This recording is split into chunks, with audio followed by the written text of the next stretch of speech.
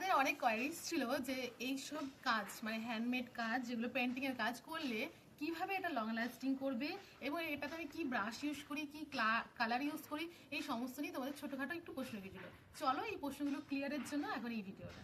এই কুলোটা করার জন্য বা যে কোনো এরকম পেন্টিং এর কাজ করার জন্য যেটা ইউজ করি সেটা হচ্ছে ফেভিক্রিলের অ্যাক্রিলিক কালার।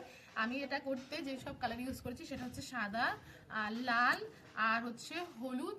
দেখতেই পাচ্ছ এই কটা কম্বিনেশনে এইটা করা। আর ওর জন্য যেটা ব্রাশ ইউজ করেছি সেটা হচ্ছে 000 ব্রাশ, সোনাই কোম্পানি। আমি তোমাদের কোনো কোম্পানি বা ব্র্যান্ডের কথা বলছি না, আমি সোনাই কোম্পানির ব্রাশ সবসময় ব্রাশ ইউজ করি। এটা ছোটবেলা থেকে ইউজ করি, কমফোর্টেবল, তাই এটা ইউজ করি। এটা হচ্ছে 6 নম্বর তুলি, 4 নম্বর তুলি আর 000 তুলি দিয়ে করা। আর এটা লং লাস্টিং থাকার জন্য যেটা আমি ব্যবহার করব সেটা ব্যবহার করে অ্যাপ্লাই করে তোমাদেরকে দেখাবো সেটা হচ্ছে বার্নিশ। এটা তোমরা যে কোনো অনলাইন দোকানে পেয়ে যাবে। এটা অ্যাক্রিলিকের ডেকোর বার্নিশ দেখতে পাচ্ছ। আর এটাই অ্যাপ্লাই করলে এটাতে যে পোকামাকড় বা অনেক দিন লং লাস্টিং থাকবে, কোনো পোকামাকড়ই এটা কাছাকাছি আসবে না, মানে গুনে ধরবে না, নষ্ট হবে না এবং এটা অনেক ব্রাইটনেস বাড়িয়ে দেবে, এটা গ্লো বাড়িয়ে দেবে। কি এইটা তো চলো এটা ইউজ করি। এই যে এখন কুলোটা এরকম আমি শুকিয়ে নিয়েছি, এটা আমি কালকে করেছি মানে পেন্টিংটা, তো একদিন মানে 12 ঘন্টা প্রায় এটা শুকানো আছে। আর এরকম শুকাতে হবে, যদি তোমরা রোদে শুকাও তো কিছুক্ষণ এটা শুকালেই হয়ে যাবে, কিন্তু যদি তোমরা রেখে দাও তাহলে কিন্তু পুরো একদিন রাখতে হবে। তারপর ভালো করে শুকানোর পর এই বার্নিশটা দিতে হবে। বার্নিশটা দেওয়া খুবই ইজি, বার্নিশটাকে এইভাবে দিয়ে নিতে হবে পুরো জায়গায়, ক্লোজ দিয়ে নিচ্ছি পুরোটুকু।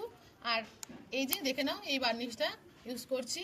আর এখন যেটা করব, একটা ব্রাশকে খুব সুন্দর করে ধুয়ে নেব, একটা ব্রাশকে খুব সুন্দর করে ধুয়ে নেব, ধুয়ে জাস্ট বার্নিশের এই কোটটাকে পুরো জায়গায় সুন্দর করে অ্যাপ্লাই করব।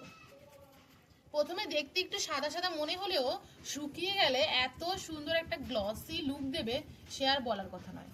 দেখ কিছুই না, সুন্দর করে বার্নিশটাকে যখন মনে হবে এটা মোটা অ্যাপ্লাই হচ্ছে তখন ব্রাশটাকে আরেকবার ধুয়ে অ্যাপ্লাই করতে হবে।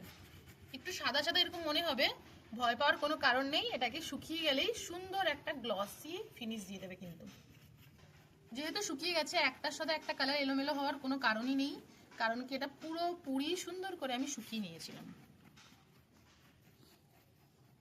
তোমাদের যদি এরকম পেন্টিং নিয়ে বা এইসব নিয়ে কোনো কোয়ারিজ থাকে আমাকে মেসেজ করো বা কমেন্ট বক্সে জানাও, আমি তোমাদেরকে সব মেসেজের কমেন্টের উত্তর দেওয়ার চেষ্টা করব।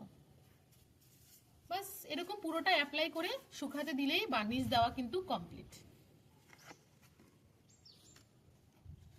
তো আজকের এই ভিডিওটা কেমন লাগলো অবশ্যই কমেন্ট করে জানিও। আর এরকম ভিডিও আরো আসতে চলেছে এই চ্যানেলে।